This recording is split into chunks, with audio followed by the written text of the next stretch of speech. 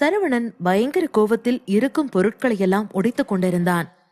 ரத்தினத்திற்கும் ஜஸ்டினுக்கும் ஆச்சரியமாயிருந்தது. இதுவரை சரவணனை இப்படியொரு ரூபத்தில் அவர்கள் கண்டதில்லை. என்றுமே அவன் பொறுமையை கைவிட்டதே இல்லை. அப்படி இருக்கையில் அவன் இவ்வளவு கோபப்படுவது அவர்களை ஆச்சரியத்தில் ஆழ்த்தியது.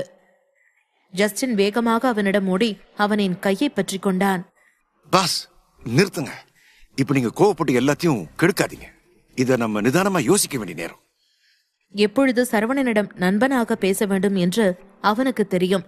அதனால் அவனை அமைதிப்படுத்துபவராக பேசினான் ஜஸ்டின். என்ன சொல்ற? அமைதியா இருக்கணுமா? தாரிகாவையும் என் அம்மாவையும் என் அப்பா பாதுகாப்புல தானே வைக்க சொன்ன. இப்ப எப்படி ஏன் தாரிகா காணாம போவா? எங்கவ? யார் கடத்தினாங்க? இந்த விதுரன் அவன் மேலேயே கை வச்சிட்டானா? அவனுக்கு எவ்வளவு தைரியம் இருக்கும்? அவனை நான் இப்பவே கொண்டு போடணும். அவன் என் தாரிகா மேலேயே கைய வச்சிட்டான். ஆக்ரோஷமாக கோபத்தில் கத்தினான் சரவணா. ஜஸ்டினுக்கு அவனை எப்படி சமாதானம் செய்வது என்றே தெரியவில்லை. ரத்தினமும் செய்வதறியாமல் நின்றிருந்தார். எப்படி கார் சொன்னு எப்படி அவ மிஸ் ஆயிருப்பா? எப்படி? இது எல்லாத்துக்கும் காரணம் இந்த ஜெஸ்ஸி தான். அவளை நான் கொல்லாம விட மாட்டேன். துள்ளிக் கொண்டிருந்த சரவணனை இறுக்கமாக பிடித்துக் கொண்டான் ஜஸ்டின். சரவணா, நிதானத்தை இழக்காத. நீ எப்போ நிதானமா தானே இருப்ப. எந்த ஒரு சூழ்நிலையிலையும் உன் கண்ட்ரோல்ல நீ இழந்ததே இல்லை. நிதானமா யோசி, என்ன பண்ணணும் யோசி. சரவணா வேக மூச்சுகளை விட்டுக்கொண்டு நின்றான். இதுவரை தாரிகா 2 முறை அவனின் கையை விட்டு நழுவி இருக்கிறாள். பயத்தை காட்டிலும் தன்னுடன் பகை என்றால் தன்னிடம் மோதாமல் தன்னவள் மீது கை வைக்கிறார்களே என்ற ஆத்திரம் அதிகரித்தது. இதை யார் பண்ணி இருந்தாலும் அவன் சாவு ரொம்ப கொடூரமா இருக்கும். அவனை நான் விடவே மாட்டேன். விதுரன் கடத்தி இருந்தா இந்நேரம் தாரிகா இந்த இடத்துல இருந்திருக்கணும். ஆனா நம்ம ஆளுங்க கொடுத்த தகவல் படி எந்த ஹெலிகாப்டரும் உள்ள வரல. அப்ப தாரிகா இங்க இல்ல. அவளை அவன் கடத்தல, வேற எவனோ பண்ணியிருக்கான். யாரா இருக்கும்? இங்க நான் இவங்க எல்லாருக்கும் முடிவு கட்டணும்னு நினைச்சா எவன் புதுசா முளைச்சு வரான்? கோவத்தில் பல்லை கடித்தான் சரவணா. சரவணா, நீங்க இப்ப அமைதியா அடுத்து என்ன பண்ணணும்னு யோசிங்க. நீங்க என்ன சொன்னாலும் நாங்க பண்ண தயாரா இருக்கோம். ரத்தினம் கூறிட சரவணா தீவிரமாக யோசித்தான். யார் தாரிகாவை கடத்தி இருப்பார்கள் என்று பலவாறாக யோசித்து பார்த்தான். நிச்சயம் இங்கிருப்பவர்கள்தான் இருக்கும் என்று நினைத்தவனுக்கு யார் என்று கண்டுபிடித்துவிட அவனுக்கு இன்னும் ஆத்திரம் தலைக்கேறியது. ஜஸ்டின், தாரிகாவை யார் கடத்தி இருப்பான்னு கண்டுபிடிச்சிட்டேன். ரத்தினமும் ஜஸ்டினும் அவனை ஆச்சரியமாக பார்த்தார்கள். என்ன பத்தி ஆரம்பத்துல இருந்தே தெரிஞ்சு வச்சிருக்கிற ஒரு ஆளு. ஜெஸ்ஸிய சொல்றியா? ஆனா விதுரன் மூலமா தானே அவ கடத்தி இருக்கணும். அப்படி பார்த்தா இங்க தானே வந்திருக்கணும். இல்ல, ஃபேமிலி ஹெட். சரவணன் கூறியதை கேட்டு ரத்தினம் லேசாய் அதிர்ந்தாலும் அதற்கு நிறைய வாய்ப்பிருக்கிறது என்று பெருமூச்சு விட்டார். அவன்தான் இன்று குடும்பத்தை விட்டே விலகுகிறேன் என்று கூறிவிட்டானே. உடனே அவனை அவர்கள் சும்மா விட்டு விடுவார்களா? அவன் எடுத்த முடிவிற்காக அவனே மன்னிப்பு கேட்கும் வரையும் அவனை சித்திரவதை செய்வார்கள். சரவணனை அவ்வளவு எளிதாக நேரடியாக நெருங்கிவிட முடியாது என்று இப்படி தாரிகாவை கடத்தி விட்டார்கள். அந்த கிழட்டு கம்ம நாட்டுக்கு நான் உண்டு இல்லாம பண்றேன். இப்பவே அவனை கொல்றேன். அப்படி பண்ணா நம்ம பிளான் எல்லாமே பாழா போயிடும். சார், எனக்கு தெரிஞ்ச வரைக்கும் நாளைக்கு கிருஷ்ணன் சார் நேரடியா உங்ககிட்ட பிரச்சனை பண்ற வரைக்கும் அங்க மிஸ் வேந்தனுக்கு எதுவும் ஆகாது. சோ நீங்க கவலையப்பட வேண்டாம். இந்த பிரச்சனைய நம்ம சீக்கிரமா முடிச்சுட்டு ஃபீனிக்ஸ் ஃபேமிலிக்கு நம்ம பிளான் பண்ண மாதிரி எல்லாமே பண்ணுவோம். இவங்க இதை பண்றதை பார்த்தா அவங்களுக்கு நம்ம பிளான் இன்னும் தெரியலன்னு நினைக்கிறேன். சோ அது அப்படியே இருக்கட்டும், நீங்க கவலைப்படாதீங்க. ரத்தினம் ஆறுதல் கூற லேசாய் தலையசைத்தான் சரவணா. அவனின் எண்ணம் முழுக்க தாரிகா மீதே இருந்தது. எல்லாருக்கும் ஒரு வீக்னஸ் இருக்கும். நீ தாரிகா தான் உன்னோட வீக்னஸ்னு வெளியே காட்டினா அப்புறம் உன் அப்பா உன்னையும் அம்மாவையும் பிரிஞ்சு இருந்தது மாதிரி நீயும் அப்படி இருக்க வேண்டிய நிலைமை வந்துடும். ஜஸ்டின் கூறுவதில் அர்த்தம் இருக்கிறது என்று புரிந்து கொண்ட சரவணா சம்மதமாய் தலையை அசைத்தான். என்ன ஆனாலும் அவன் தாரிகாவிற்கு எதுவும் ஆகிவிட மாட்டான். ஜஸ்டின், எதுக்கும் உன் ஆளுங்க சில பேரை தாரிகா இருக்கிற இடத்த வாட்ச் பண்ண சொல்லு. அவன் மேல ஒரு கீறல் கூட படக்கூடாது. என்னால அவ ஏற்கனவே ரொம்ப கஷ்டப்பட்டுட்டா. சம்மதமாய் தலையசைத்தான் ஜஸ்டின். உடனே சரவணன் சொன்ன வேலையை செய்தான். அந்த நேரம் அவர்கள் இருக்கும் அறை கதவு தட்டப்பட சரவணா உள்ளே இருந்தபடியே யார் என்று கேட்டான். நான் தான் சரவணா. சிறிய குரலில் கையில் ஜெஸ்ஸி கொடுத்த வாட்டர் பாட்டிலை வைத்துக் கொண்டு கூற சரவணா கடுப்பில் கண்களை சுழற்றினான். எலினா, நான் இப்ப உங்ககிட்ட பேசுற மூட்ல இல்ல. நீ இங்க இருந்து வெளியே போ. பட்டென்று சரவணன் கூற எலினாவிற்கு சுருக்கென்று வலித்தது. அவன் குரலை வைத்தே அவன் நல்ல மூடில் இல்லை என்று உணர்ந்த எலினா அமைதியாய் அங்கிருந்து கிளம்பினாள். இப்போது ஜெஸ்ஸி கேட்டால் என்ன சொல்வது என்று பயந்த எலினா சுற்றுமுற்றும் ஒரு முறை பார்த்து யாரும் இல்லை என்றதும் அந்த தண்ணீரை அவளே குடித்தாள். அட்லீஸ்ட் என்னால உனக்கு இந்த உதவி அதுவும் பண்ண முடிஞ்சதே சரவணா, நான் உன்னை மிஸ் பண்ணிட்டேன் வருத்தமாக கூறிக்கொண்டு அவளின் அரை பக்கம் ஓடினாள். அடுத்த நாள் காலையில் அனைவரும் மைதானத்தில் கூடிவிட்டார்கள். விஐபி பில்டிங்கில் இருந்து திரையில் நடப்பதை பெரிய பெரிய தொழிலதிபர்கள் கண்டு கொண்டிருக்க மைதானத்தில் சண்டை விறுவிறுவென்று நடந்தது. வளையத்தில் சரவணனும் விதுரனும் தீவிரமாய் சண்டை போட்டுக் கொண்டிருந்தனர். விதுரனின் அடி ஒவ்வொன்றும் இடியாக இருந்தது. சரவணன் அவரை விட 2 மடங்கு வேகத்துடன் சண்டை போட்டுக் கொண்டிருந்தான். இன்னைக்கு உன்னை சேர்ந்த எல்லாரையும் நான் முடிச்சு காட்டுறேன்டா. உன் சாவு இந்த ரிங்கில தான் நடக்க போகுது. வெறித்தனமாய் கூறிய விதுரன் சரவணனை அடிக்க வர அவர் தாக்குதலில் இருந்து குனிந்து தப்பிய சரவணா அவரின் முதுகிலை உதைத்தான். அதில் விதுரன் கொஞ்சம் கூட அசையவே இல்லை. விதுரன் அப்படியே திரும்பி சரவணனை உதைக்க வர அவரின் காலை பிடித்து மொத்தமாய் திருப்பி அவரை தூக்கி போட்டான். அதில் கீழே வேடிக்கை பார்த்து கொண்டிருந்தவர்கள் ஆரவாரம் செய்தார்கள். சரவணன் விதுரன் முகத்திலே குத்த அவரும் அவன் முகத்திலே குத்தினார். இருவருக்கும் மண்டை கிருகிருவென்று சுற்றியது. சரவணன் தலையை சிலுப்பிக் கொள்ள அவனுக்கு சட்டென்று ஒரு மாதிரியானது. அவன் தடுமாற்றத்தை பார்த்த ஜஸ்டின் புரியாமல் மேடை பக்கம் நின்று அவனை பார்த்தான். விதுரன் மர்மமாய் புன்னகைத்துக் கொண்டார். கீழே இருந்த ஜெஸ்ஸியும் வெற்றி சிரிப்பு சிரித்தாள். அவள் நினைத்தது போல போதை மருந்து அதனின் வேலையை சரவணனின் உடலில் காட்டுகிறது என்று நினைத்து மகிழ்ந்தாள். சரவணன் தடுமாற்றத்தில் நொடியும் தாமதிக்காத விதுரன் அவனை குத்த பறந்து வந்தார்.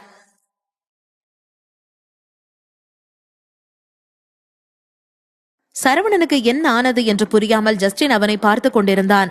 சரவணன் சோர்ந்து போய் தள்ளாட்டத்துடன் நிற்க ஜஸ்டின் உன்னிப்பாக அவனை பார்த்தான். இதில் ஜெஸ்ஸி அமர்ந்திருந்த இடத்திலேயே மகிழ்ச்சியில் மூழ்கினாள். சரவணனின் தடுமாற்றம் அவளை மகிழ்ச்சியில் ஆழ்த்தியது. விதுரன் திமிராய் சிரித்தார். ஜெஸ்ஸியை பார்த்து மேலே இருந்து கண்ணடித்தார். ஜாயும் எலினாவும் பதற்றத்துடன் சரவணனை பார்த்து கொண்டிருந்தார்கள். என்ன சரவணா, தலை சுத்துதா? நான் சொல்லல உனக்கு இங்கதான் சாவுன்னு. நீ மட்டும் இல்லடா, இங்க இருக்கிற எல்லாரும் சாக போறீங்க. காம்படிஷன் பேர்ல எல்லாரையும் ஒண்ணு சேர்த்து இங்கேயே கொல்றதுதான் எங்க உண்மையான பிளான். சரவணன் தலையை பிடித்துக் கொண்டு குனிந்திருக்க விதுரன் இதனையே சாக்காக பயன்படுத்திக் கொண்டு சரவணனை கொல்ல வேகமாய் ஓங்கி குத்த வந்தார். ஆனால் அவர் நெருங்கும் வேளையில் சரியாக அவரின் கையை பிடித்து வளைத்த சரவணா அவர் முதுகுக்கு பின்னே வளைத்து பிடித்தான். ஜஸ்டினை பார்க்க அவனோ அவனை பார்த்து மர்மமாய் சிரித்தான். இந்த வித்தையை அவனிடமிருந்துதானே சரவணன் கற்றுக்கொண்டான். சோர்ந்திருப்பது போல எதிராளியிடம் பாவலா காட்டிவிட்டு பின் எதிராலும் நெருங்கும் நேரம் வளைத்து பிடித்து அடிப்பது. சரவணன் விதுரனின் கையை முறுக்கி அவர் தலையிலேயே ஓங்கி குத்தினான். அதில் அவருக்கும் மூளையே கலங்கியது போன்ற உணர்வு உண்டானது. கீழே இருந்தவர்கள் அனைவரும் ஆச்சரியமாய் பார்த்தார்கள். அதைவிட ஜெஸ்ஸி இன்னும் அதிர்ச்சியில் இருந்தாள்.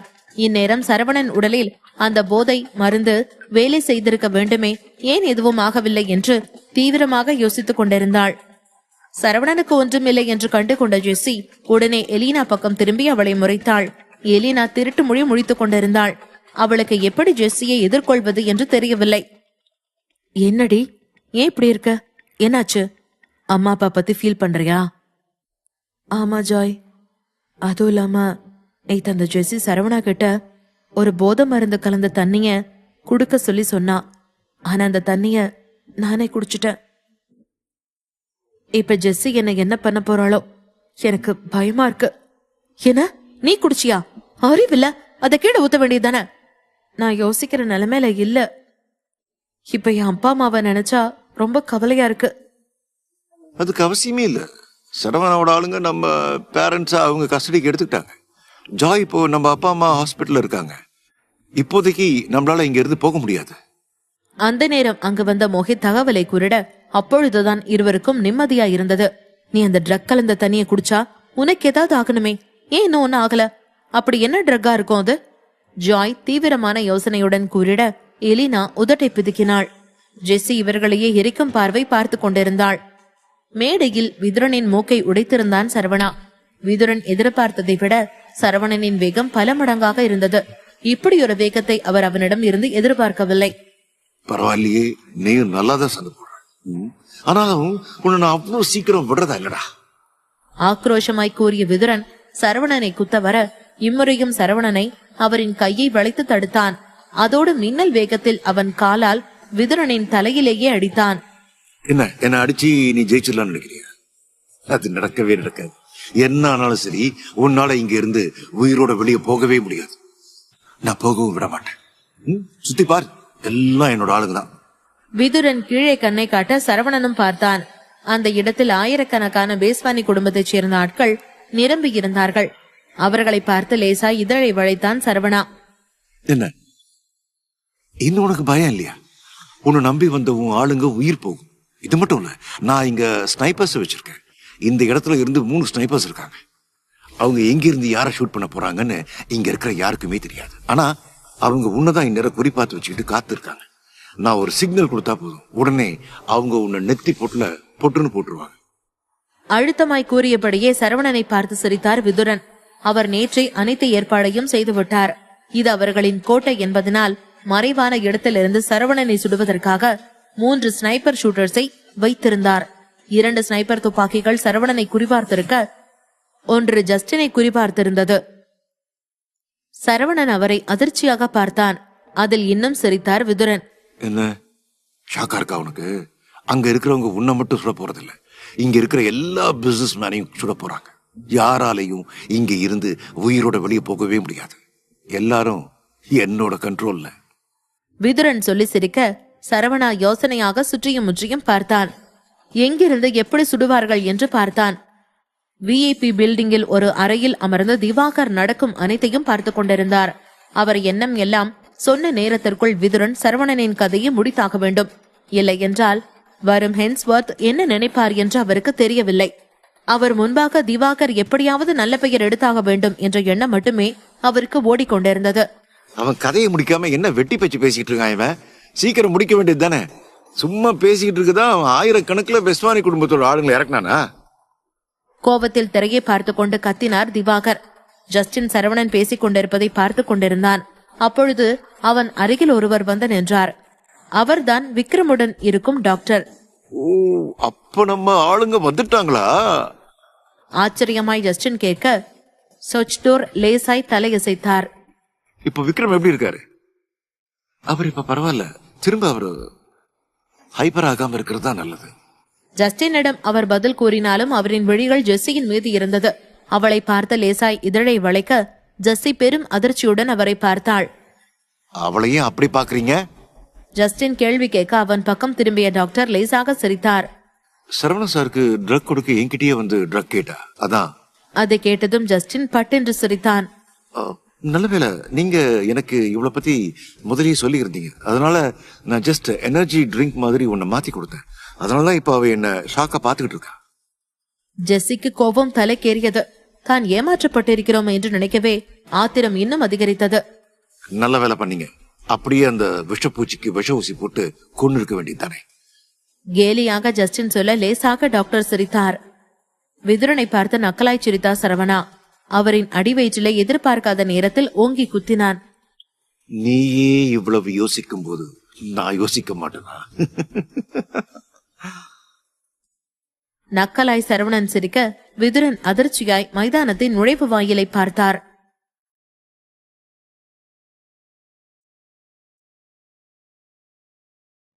விதுரன் வயிற்றிலேயே சரவணன் ஓங்கி குத்த எட்டப்போய் விழுந்தார் விதுரன். திவாகர் முதல் கொண்டு அங்கிருப்பவர்கள் ஆச்சரியமாய் அவர்களை பார்த்தார்கள். சரவணன் எள்ளலாக நகைத்துக் கொண்டே விதுரன் அருகே சென்று அவரின் தலையை பிடித்து அமர வைத்தவன் அவர் முகத்தருகே குனிந்தான். ஏண்டா என்ன உன்ன மாதிரி முட்டாள்னு நினைச்சியா? இங்க வரப்ப நான் எதுவுமே யோசிக்காமல வருவேன். உன்ன மாதிரி நான் முட்டாள் இல்லடா. விதுரன் முகத்திலே மீண்டும் குத்தி சிரித்தபடியே நிமிர்ந்து நின்றான் சரவணா. விதுரன் வாயில் இருந்த உதிரத்தை துப்பியவர் இருமலுடன் மெல்ல எழுந்து நின்றார். என்ன சொல்ற நீ? புரியாமல் சரவணனை பார்த்து கேட்டார் விதுரன். அதற்கு சரவணா லேசாக சிரிக்க ஜஸ்டின் அவனை பார்த்து தலையை அசைத்தான். என்னமா உனக்கு புரியல? கொஞ்சம் அங்க பாருடா. வாசலை கை காட்டி சரவணன் கூற விதுரன் முதல் கொண்டு ஒட்டுமொத்த கூட்டமும் வாசல் பக்கம் திரும்பி பார்த்தது. அங்கு ஆயிரக்கணக்கில் ஆட்கள் படை போல திரண்டு வந்தார்கள். அவர்களை பார்த்து அனைவருமே அதிர்ச்சியில் கண்களை அகல விரித்தார்கள். விதுரனுக்கு பெரும் அதிர்ச்சியாக இருந்தது. சரவணனிடம் இவ்வளவு ஆட்கள் இருப்பார்கள் என்று அவர் எதிர்பார்க்கவே இல்லை. கூட்டத்திற்கு தலைமை தாங்கும் விதமாய் சாம், யாஷ், ராவணன், ஜோஷ், ஹரிஷ், விக்ரம் என 6 பேரும் நடந்து வந்து கொண்டிருந்தார்கள். வெள்ளம் போல அவ்வளவு ஆட்கள். இத்தனை பேர் சரவணனிடம் இருப்பார்கள் என திவாகரும் நினைக்கவில்லை. வேஸ்வானி குடும்பத்திலே இவ்வளவு ஆட்கள் இல்லை. அவர்களை மற்ற குடும்பத்தினுடன் சேர்ந்து இந்த பீனிக்ஸ் குடும்பமும் கூட்டு அவர்களுடனும் சேர்ந்துதான் இங்கு ஆள்பலத்தை கூட்டி வைத்திருக்கிறார்கள். இதில் என்ன ஆச்சரியம் என்றால், வெளிநாட்டில் இருந்து கூட ஆட்களை சரவணன் இறக்கியிருந்தான். எப்படி இவனுக்கு இவ்வளவு பலம் இருக்கிறது? உண்மையிலேயே இவனால் எப்படி இவர்களை அழைத்து வர முடிந்தது என்று புரியாமல் அங்கிருப்பவர்களை பார்த்து கொண்டிருந்தார்கள். நான் சொல்லல. அழுத்தமாய் விதுரனை பார்த்து சிரிக்க விதுரனுக்கு ஒரு நிமிடம் பயம் தொண்டையை அடைத்தது. இருந்தும் அதனை வெளிக்காட்டிக் கொள்ளாமல் நின்றார். என் ஆளுங்க உனக்கு இதுக்கு குறைஞ்சவங்க இல்ல. உன்னால என்ன பண்ண முடியும்னு பாக்குறேன். பெஸ்ட்வானி குடும்பத்தை ரொம்ப குறைவா நீ நினைச்சிட்ட. தப்பு பண்ணிட்ட சரவணா. போலியாக வருத்தப்படுவது போல உச்சு கொட்டினார் விதுரன். சரவணா அசராமல் நின்றிருந்தான். விதுரன் பேசும் வரை பேசட்டும் என்று விட்டான். நான் ஒரு சொடக்கு போட்டா போதும், நிமிஷத்துல உன்னை சுட்டு கொண்டுட்டு போயிட்டே இருப்பேன். என்னோட ஆளுங்க ஸ்னைப்பரை வச்சுக்கிட்டு ரெடியா இருக்காங்க. பாக்குறியா? அழுத்தமாய் சரவணனை பார்த்து மிரட்டும் விதத்தில் கேட்டார் விதுரன். சரவணா லேசாக சிரித்தான். முடிச்சா சுட்டு பாரு. கான், ஏன் டைம் வேஸ்ட் பண்ற? உன் அப்பா சீக்கிரம் என் கதையை முடிக்க சொல்லி இருக்கான்ல, இன்னும் எதுக்காக வெயிட் பண்ற? கொஞ்சம் கூட பயமே இல்லாமல் அசால்ட்டாக கூறினான் சரவணா. விதுரனுக்கு இன்னும் கோபம்தான் அதிகரித்தது. என்ன இருந்தாலும் சரவணனுக்கு இவ்வளவு அகங்காரம் இருக்கக்கூடாது என்று மனதிலே நினைத்தார். சரவணன் சொன்னது போலவே கைகளை உயர்த்தி விதுரன் சுடக்கிட அடுத்த நொடியே ஸ்னைப்பர் ஆட்கள் சுட ஆரம்பித்தார்கள். 3 புல்லட் ஒரே நேரத்தில் மேடையை நோக்கி வந்தது. ஜஸ்டின் கண்களை விரித்து புல்லட் வருவதை பார்க்க சரவணா அசையாமல் அதே இடத்தில் நின்றான். விதுரன் சரவணன் சாவதை பார்க்க துடித்துக் கொண்டிருந்தார். வேகமாய் வந்த புல்லட் 3ம் விதுரனை நோக்கி வந்தது. 1 அவர் கால் இருக்கும் இடத்திற்கு அருகில் தரையை துளைக்க, 2 அவரை கடந்து சுவற்றை துளைத்தது. அதில் அதிர்ச்சியில் அதே இடத்தில் உறைந்து விட்டார் விதுரன். என்ன நடக்கிறது என்று அவருக்கே புரியவில்லை. அவர் ஏவி விட்ட ஆட்கள் சரவணனை குறிவைக்காமல் தன்னை குறிவைத்திருக்கிறார்களே என்று ஆச்சரியமாய் பார்த்தார். என்ன ஆனது என்ற கேள்வியே அவர் மண்டையில் ஓட கொஞ்சமும் குறையாத அதிர்ச்சியுடன் சரவணனை பார்த்தார்.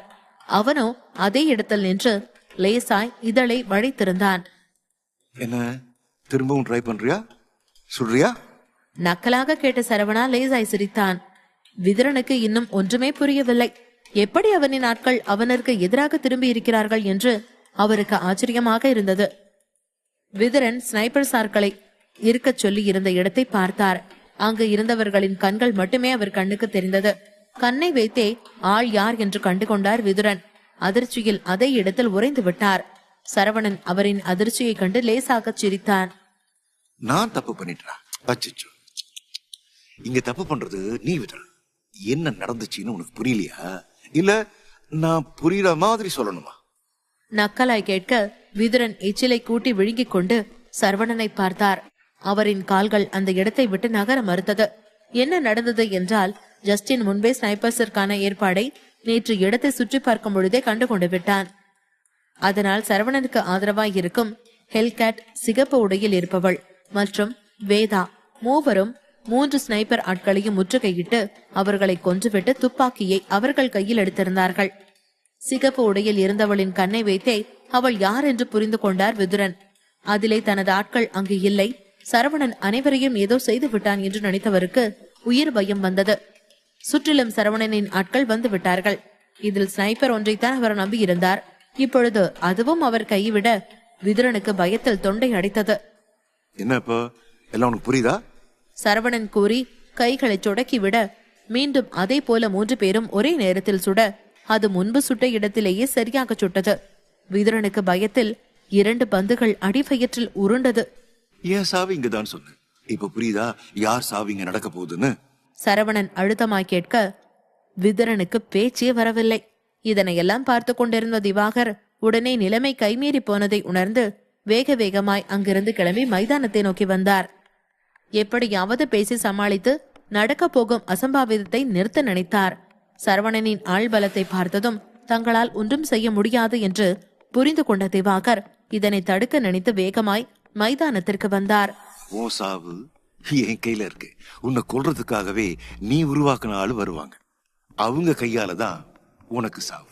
அழுத்தமாய் கூறிய சரவணா விதுரனுக்கு பின்னால் பார்க்க சிகப்பு உடையில் இருந்தவள் விதுரன் கழுத்தில் கத்தியை வைத்தாள். விதுரன் அதிர்ச்சியில் உறைந்தே விட்டார். அவருக்கு நாக்கு மேல் அன்னத்தில் ஒட்டி கொண்டது போல பேச்சே வரவில்லை. என்னோட வாழ்க்கையை அழிச்ச உன்னை நான் சும்மாவே விடமாட்டேன்டா. விதுரன் காதல் கோபம் கொப்பளிக்க அவள் கூறி விதுரனின் கழுத்தை அறுத்தாள். அனைவருமே அதிர்ச்சியில் அவளை பார்த்து கொண்டிருந்தார்கள். யாருக்கும் மேடை ஏறும் தைரியமில்லை.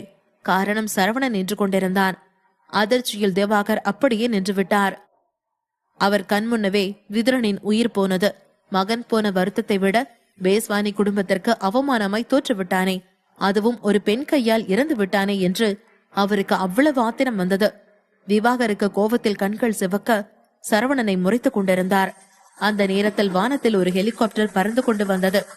மைதானத்திற்கு வெளியே அது தரையிறங்க ஹெம்ஸ்வர்த் குடும்பத்தின் எம்பலம் பொறிக்கப்பட்டிருந்தது.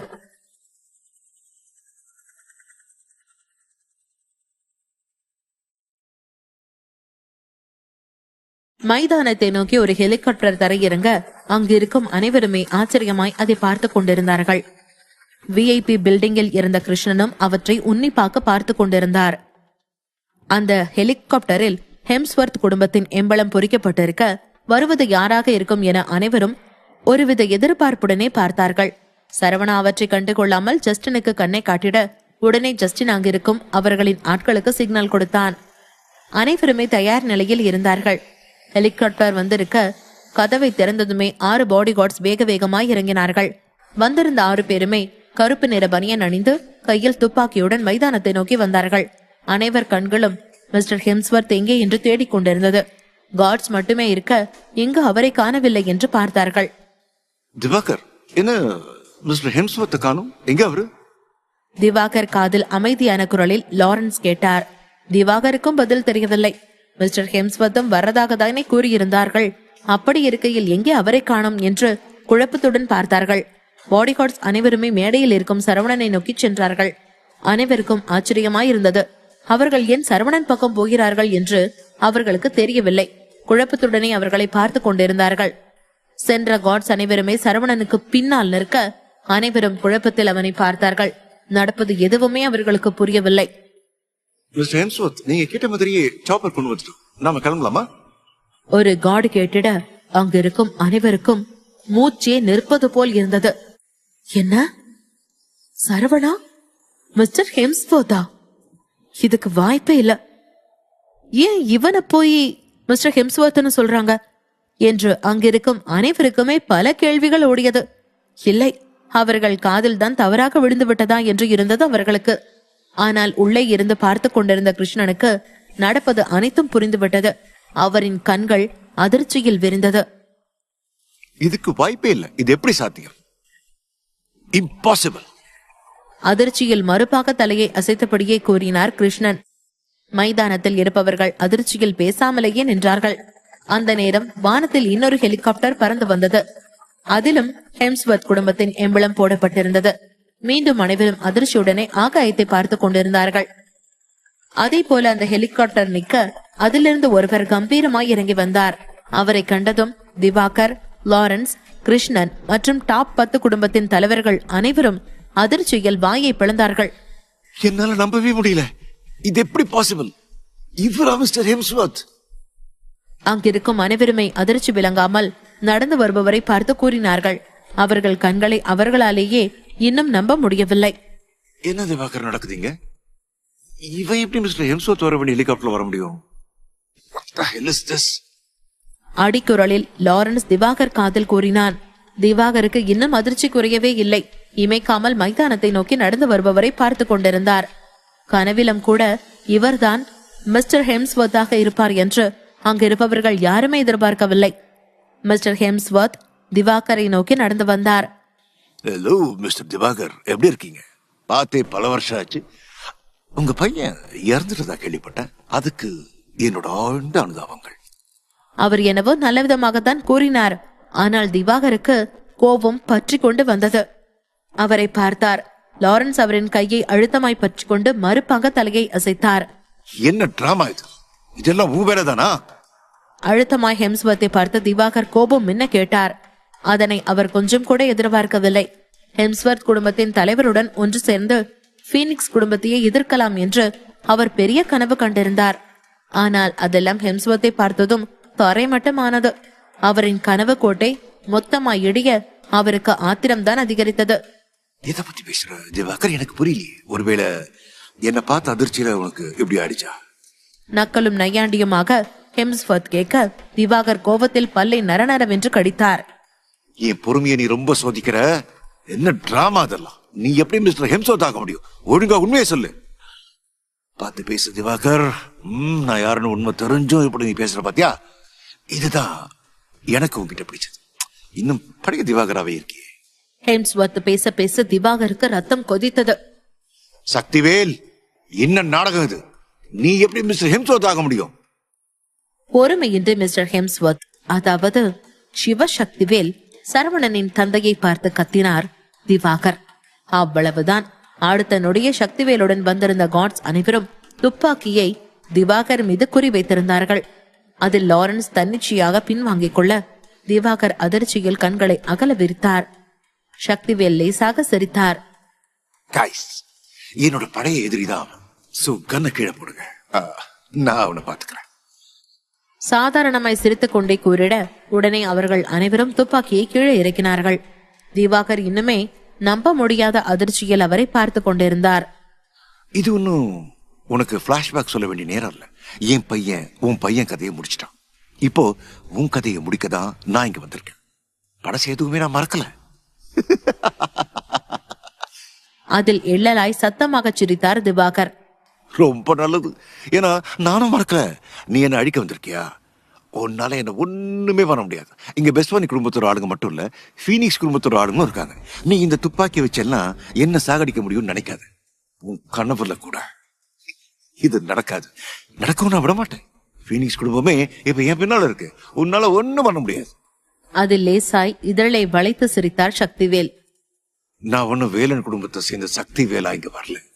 எனக்குன்னு நான் உருவாக்கின சாம்ராஜ்யம் ஹெம்ஸ்வர்த் ஃபேமிலி ஹெட்டா இங்க வந்திருக்கேன். My mistake.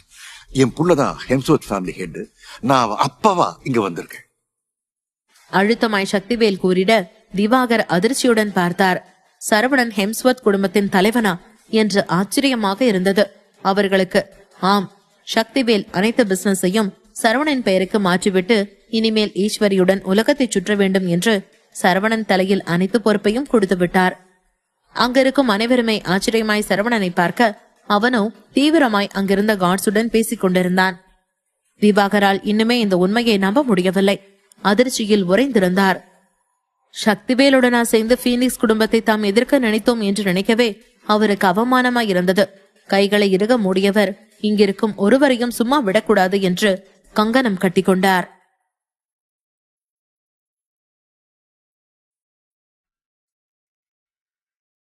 சரவணன் தான் ஹெம்ஸ்வர்த் குடும்பத்தின் தலைவன் என்று கேள்விப்பட்டதும் அங்கிருக்கும் அனைத்து தொழிலதிபர்களும் அவனை ஆச்சரியமாய் பார்த்தார்கள். அவர்களால் நம்பவே முடியவில்லை. இந்த இளம் வயதில் அவ்வளவு பெரிய குடும்பத்தின் தலைவனா என்று ஆச்சரியமாக இருந்தது அவர்களுக்கு. நம்ப முடியாமல் சக்திவேலையும் சரவணனையும் பார்த்து கொண்டிருந்தார்கள். நடக்கும் அனைத்து நிகழ்வினையும் பில்டிங்கில் இருந்து கிருஷ்ணன் பார்த்து கொண்டிருந்தார். அவருக்கு பெரும் அதிர்ச்சியாக இருந்தது. உடனே அவரின் மகன் கிஷோருக்கு அழைத்து தகவலை சொன்னார். அங்கு திவாகர் சக்திவேலை கோபத்துடன் பார்த்து கொண்டிருந்தார். கோபத்தில் அவர் கண்கள் இரத்த சிவப்பாக மாறியிருந்தது. அதீத எரிச்சலில் இருந்தார் திவாகர். சக்திவேலுடன் வந்திருக்கும் ஆட்களை பார்த்து அவருக்கு பயம் இல்லை. ஏனென்றால் அவருடன் இப்பொழுது பிளட் மூன் ஆர்கனைசேஷன் இருக்கிறது. அது மட்டுமா, மொத்த பீனிக்ஸ் குடும்பத்தின் ஆட்களும் அங்குதான் இருக்கிறார்கள். வாழ்வா சாவா என்ற நிலை உண்டாகிவிட்டது. இனியும் மோதி பார்க்காமல் பின்வாங்கினால் பேஸ்வானி குடும்பத்திற்கு தான் அவமானம். அதனால் சண்டையிட்டு முடிவு செய்யும் எண்ணத்திற்கு வந்துவிட்டார். ஆணவமாக சக்திவேலை பார்த்து கூறினார் திவாகர். அவருக்கு துளியும் பயம் இல்லை. இன்றைக்கு 2இல் ஒன்றை பார்த்தாக வேண்டும் என்று முடிவு செய்து விட்டார். இன்றைக்கு ஒன்று சக்திவேல் இருக்க வேண்டும், இல்லை என்றால் திவாகர் இருக்க வேண்டும். அப்படிப்பட்ட சூழ்நிலை உருவானது. திவாகர் பொறுத்தவரை சக்திவேல் இன்றும் அவரின் பழைய எதிரிதான். முன்பு ஒரு காலத்தில் இருவருமே பீனிக்ஸ் குடும்பத்தின் வாரிசாக இருந்தார்கள். என்னதான் சக்திவேல் வேலன் குடும்பத்தை விட்டு வெளியே வந்திருந்தாலும் அவர் திறமையினால் பீனிக்ஸ் குடும்பத்தில் இருந்தார். ஆனால் அது திவாகருக்கு பிடிக்கவில்லை. அவரை காட்டிலும் அறிவிலும் திறமையிலும் உடல் பலத்திலையும் சக்திவேல் சிறப்பாக இருந்தார். அதனால் தனக்கு பிரச்சனையாக இருக்கும் என்று எண்ணி கிருஷ்ணனுடன் கூட்டு சேர்ந்து பல சதி வேலைகளை செய்து சக்திவேலை குடும்பத்தை விட்டு வெளியே துரத்தி அடிக்க பார்த்தார். ஆனால் சக்திவேல் எதற்கும் அடைவதாக இல்லை. என்ன செய்தாலும் சக்திவேலை துரத்த முடியவில்லையே என்று கடுப்பில் திவாகரும் கிருஷ்ணனும் சக்திவேல் குடும்பமான ஈஸ்வரியையும் சரவணனையும் பணயமாக மாற்றினார்கள். சரவணன் சிறு பாலகனாக இருந்த பொழுது அவர்களை கடத்தி வைத்து மிரட்ட வேறு வழியில்லாமல் சக்திவேல் பீனிக்ஸ் குடும்பத்தை விட்டு விலகினார். அப்பொழுது சரவணனுக்கு தலையில் அடிபட்டதனால் அப்போதில் இருந்து அவனுக்கு சிறு வயது நினைவுகள் மறைந்தது. 6 வயதிற்குள் நடந்ததெல்லாம் அவன் நினைவில் இல்லை. தன் குடும்பத்திற்கு இப்படி ஒரு பிரச்சனை இருக்கிறது என்பதனால் சக்திவேல் கொஞ்சம் கொஞ்சமாய் அவர்களை விட்டு விலக ஆரம்பித்தார். குடும்பத்தை பிரிந்து வெளிநாட்டில் தனக்கென்று ஒரு தொழிலை தொடங்கியவர். வேலன் என்ற அடையாளம் இல்லாமல் அவர் வேறொரு சர்நேமில் மிகப்பெரிய தொழிலதிபராக வளர்ந்தார். அவரின் எண்ணம்தான் தன் மகன் மூலமாக பீனிக்ஸ் குடும்பத்திற்கு ஒரு முடிவு கட்ட வேண்டும் என்பதற்காக சரவணனை பீனிக்ஸ் குடும்பத்தில் வாரிசாக இருக்க சொன்னார். அவர் வெறும் விதையை மட்டும்தான் விதைத்தார். சரவணா விருட்சமாக வளர்ந்து நிற்கிறான். திவாகரும் சக்திவேலும் ஒருவரை ஒருவர் மறைத்தபடி நின்றிருந்தார்கள். இருவருமே கடந்த காலத்தை பற்றி நினைத்துக் கொண்டிருந்தார்கள். திவாகருக்கு ஆணவம். தனக்கு கீழ் இருந்தவன் இப்பொழுது தனக்கு மேல் இருக்கிறானே என்ற எண்ணம். ஒட்டு மொத்தமாய் அப்பனையும் பிள்ளையையும் கொன்றுவிட்டு அவர்கள் இடத்தை பிடித்துக் கொள்ள வேண்டும் என்ற எண்ணம் அவருக்கு உதித்தது. சக்திவேல், நீ என்ன இன்னும் பழைய திவாகரா நினைச்சுக்கிட்ட? இந்த சொச்ச பேரை வச்சு என்ன அழிக்கலான்னு கனவு காண்றியா? அது நடக்கவே நடக்காது. திமிராக கைகளை முறுக்கிக் கொண்டு முறைத்தபடியே கூறினார் திவாகர். அப்பா, இந்த ஆளுகிட்ட என்னப்பா நீங்க வெட்டியா பேசிக்கிட்டு இருக்கீங்க? நீங்க பார்க்க வேண்டிய ஆளு இந்நேரம் எல்லாத்தையும் ஸ்கிரீன்ல பாத்துக்கிட்டு இருப்பான். அவனை போய் நீங்க டீல் பண்ணிக்கங்க, நான் இவனை பாத்துக்கிறேன். மேடையை விட்டு இறங்கிய சரவணா திவாகரை முறைத்தபடி கூறினான். அதுவும் சரிதான், நான் படை கணக்கு முடிச்சுட்டு வரேன். திவாகரை அழுத்தமாய் பார்த்தபடியே கூறிய சக்திவேல் அங்கிருந்து புறப்பட்டார். அவன் என் தாரிக்க வலியை கை வைக்க சொல்லியிருக்கான், அதுக்கும் சேர்த்து கொடுங்கப்பா. கவலைப்படாது சரவணா, ஒரு முறை அவன் என் குடும்பத்து மேல கைய வச்சதுக்கு தான் அவனை இப்ப உண்டு இல்லாம பண்ண போறேன். திரும்பவும் தொட்டிருக்கான். சோ அவனை நான் விட போறதே இல்லை. கர்ஜனையாக கூறிய சக்திவேல் அங்கிருந்து விறுவிறுவென்று விஐபி கட்டிடத்தை நோக்கி சென்றார். என் அப்பா அங்க விளையாடட்டும், நாம இங்க விளையாடுவோமா? கேலியாக சரவணன் திவாகரை பார்த்து கேட்க திவாகருக்கு எரிச்சல் மூண்டது. என் புள்ளைய வேணும்னா நீ ஈஸியா கொண்டு இருக்கலாம், ஆனா உன்னால என்ன ஒண்ணுமே பண்ண முடியாது. ஸ்டார்ட். திவாகர் சத்தமாய் கத்திட உடனே விஸ்வானி குடும்பத்தைச் சேர்ந்தவர்களும் திவாகருக்கு ஆதரவாக இருப்பவர்கள் அனைவரும் உடனே சண்டை போட தொடங்கினார்கள். அந்த இடமே போர்க்களமானது. சரவணனின் ஆட்கள் சண்டை போட ஆரம்பித்தார்கள். சரவணனை அடிக்க வந்த லாரன்ஸ் கையை மடக்கி பிடித்த ஜஸ்டின் அவருடன் சண்டை போட ஆரம்பித்தான். திவாகர் சரவணனை அடிக்க வர இருவருக்கும் சண்டை பெரிதானது. அங்கு கூடியிருந்தவர்கள் அனைவரும் வெறித்தனமாய் சண்டை போட ஆரம்பித்தார்கள். இதில் சரவணனின் ஆட்கள் ஸ்னைப்பர்ஸ் பக்கம் இருந்தவர்கள் மற்றவர்களை குறிபார்த்து சுட்டு குவித்தார்கள். சிறிது நேரத்திலேயே அந்த இடம் ரத்த வெள்ளத்தில் மிதந்தது. சக்திவேல் தனி ஆளாக கிருஷ்ணனை சந்திக்க அவர் இருக்கும் அறைக்கு சென்றார். கிருஷ்ணன் அவருக்காக காத்திருந்தது போல அங்கு கம்பீரமாய் அமர்ந்திருந்தார். சக்திவேல் கதவை திறந்ததும் அசிஸ்டன்ட் துப்பாக்கியை சக்திவேல் முகத்திற்கு நேராக நீட்டி அதை கொஞ்சம் கூட பெரிதுபடுத்தாமல் அப்படியே வளைத்து பிடித்து துப்பாக்கியால் அசிஸ்டன்ட் மூக்கை உடைத்தார் சக்திவேல். நீ வெளியேறு. அசிஸ்டண்டை பார்த்து கிருஷ்ணன் கூறிட அங்கிருந்து தப்பித்தால் போதும் என்று ஓடினான் அசிஸ்டன்ட். வா சக்திவேல். சாரி மிஸ்டர் ஹெம்ஸ்வர்த், பல வருஷம் கழிச்சு பாக்குறோம். உன்னை வேலனா பார்த்திருந்தேன், இப்ப ஹெம்ஸ்வர்த்தா எமுனாலேயே வந்திருக்க. பழசையெல்லாம் நீனும் மறக்கவே இல்லைன்னு உன் முகத்தை பார்த்தாலே தெரியுது. லேசான திமிர் சிரிப்புடன் அங்கிருக்கும் ஒயினை குடித்தபடியே கூறினார் கிருஷ்ணன். சக்திவேல் அவருக்கு எதிராக சோஃபாவில் வந்து அமர்ந்து கால் மேல் கால் போட்டுக் கொண்டார். அதில் கிருஷ்ணனின் கை முஷ்டியை இறுக்கமாக பிடித்துக் கொண்டார். தன்னை கீழே இருந்தவனெல்லாம் இப்பொழுது தனக்கு நிகராக இருக்கிறானே என்ற கோபம் எரிமலையாக அவருக்குள் வெடித்தது. இருந்தும் சூழலை நிதானமாக கையாள வேண்டும் என்று மனதில் பொறுமையை இழுத்து பிடித்துக் கொண்டார். நாம ஒண்ணு பண்ணா நமக்கு அது 2 மடங்கா திரும்பி கிடைக்குமா? கேள்விப்படுறியா? கிருஷ்ணனை பார்த்து அமைதியாய் கேட்டார் சக்திவேல். அவர் என்ன கூற வருகிறார் என்று புரிந்து கொள்ளாமல் அவர் இல்லை. சரவணனும் அவரும் இப்பொழுது அவருக்கு இரட்டிப்பாக பதிலடி கொடுக்க வந்திருப்பதை சக்திவேல் கூற வருவது அவருக்கு தெளிவாக புரிந்தது. கோபத்தை கட்டுப்படுத்திக் கொண்டு அமர்ந்திருந்தார். கிருஷ்ணன் எதிர்பார்க்காத ஒன்று ஹெம்ஸ்வர்த் சக்திவேல் தான் என்று அந்த உண்மை மட்டும் தெரிந்திருந்தால் ஈஸ்வரியையும் அவர் கடத்தி கொண்டு செல்ல கூறியிருப்பார். அந்த ஒரு விஷயத்தில் தவறு செய்துவிட்டோம் என்று நினைத்தார். ஈஸ்வரி மட்டும் கையில் இருந்திருந்தால் சக்திவேல் தன் முன்னால் இவ்வளவு திமிராக பேச மாட்டான் என்று நினைத்தார். கையில் இருக்கும் வைன் கிளாஸை நொறுக்கி விடுவது போல இறுக்கமாக பிடித்தார் கிருஷ்ணன்.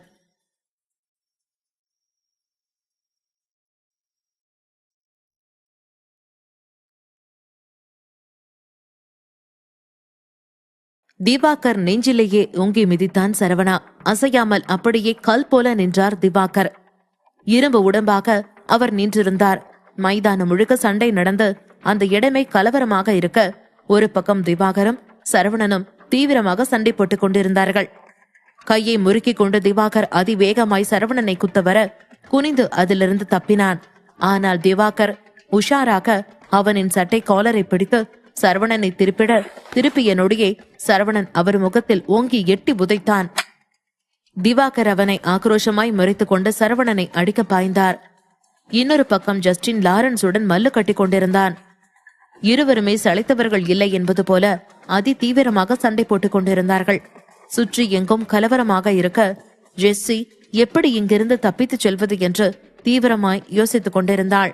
கூட்டத்தில் இருந்து யார் கண்ணிற்கும் தெரியாமல் தாம் தப்பித்து விடலாம் என்று எண்ணிய ஜெஸ்ஸி அமைதியாய் அங்கிருந்து நழுவ பார்க்க ஜாயும் எலினாவும் அவளை மடக்கி பிடித்தார்கள்.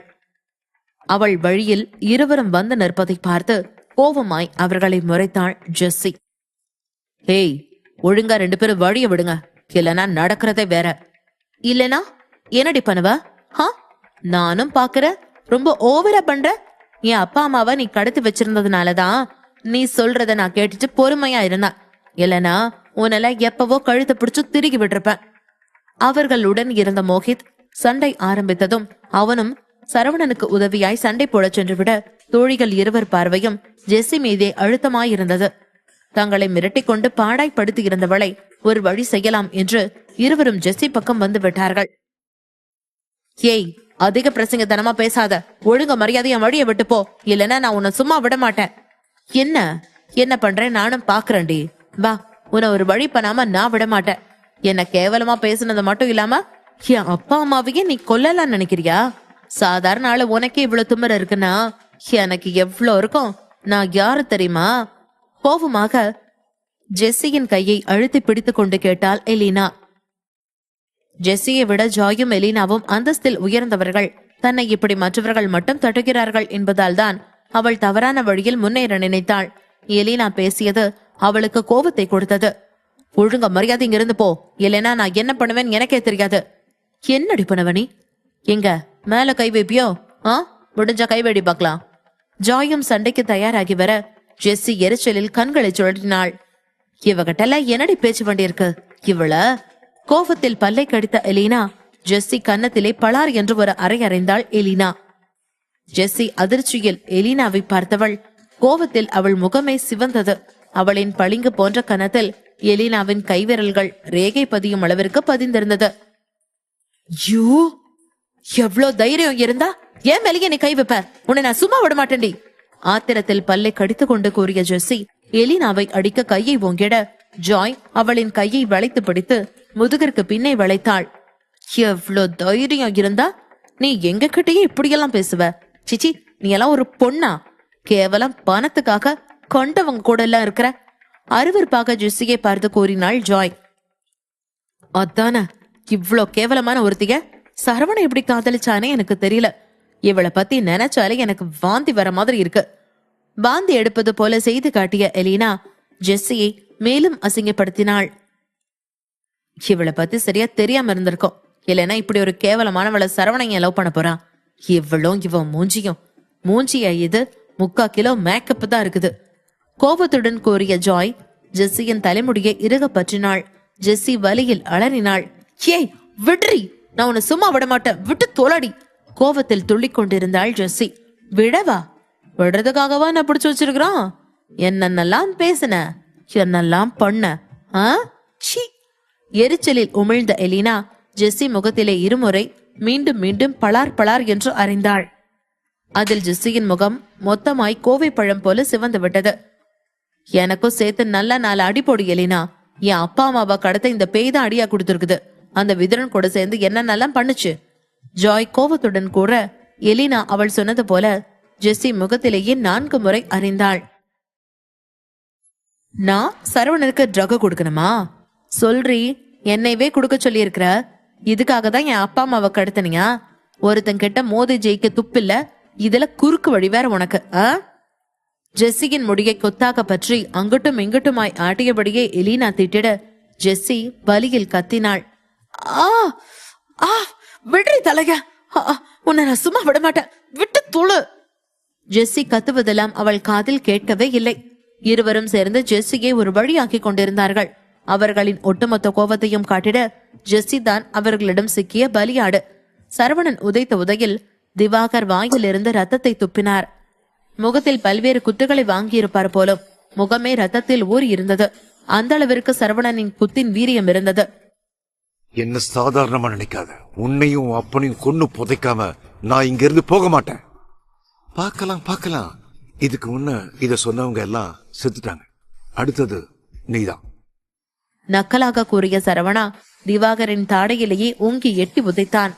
அங்கு உள்ளே அறையில் கிருஷ்ணன் சக்திவேலை பார்த்து கொண்டே அமர்ந்திருக்க, அவரும் அவரைதான் பார்த்து கொண்டே அமர்ந்திருந்தார்.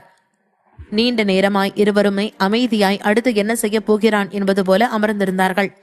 சட்டென்று கிருஷ்ணன் மேஜையில் இருந்த துப்பாக்கியை எடுத்து சக்திவேலை பார்த்து குறிவைக்க, சக்திவேல் ஒரே எட்டில் காலை துப்பாக்கியின் அறையின் ஓடத்திற்கு தள்ளிவிட்டு அங்கிருக்கும் வைன் பாட்டிலை எடுத்து அதனை கிருஷ்ணனின் தலையிலேயே பட்டென்று உடைத்தார். நான் சொல்லல, உனக்கு எதுவா இருந்தாலும் நான் 2 மடங்கா திரும்பி தருவேன். உன்னால முடிஞ்சத பாத்துக்க. அழுத்தமாய் சக்திவேல் கூற, கிருஷ்ணன் கோபத்துடன் சக்திவேலை அடிக்க வந்தார். லாரன்ஸ் கையை ஜஸ்டின் அடித்து உடைத்து விட வலியில் சத்தமாக அலறினார் லாரன்ஸ். அவர் வலியில் துடித்துக் கொண்டிருக்க, சாதாரணமாய் அவரை நெருங்கிய ஜஸ்டின் அவரின் கழுத்தை உடைத்து நரகத்திற்கு அனுப்பி வைத்தான்.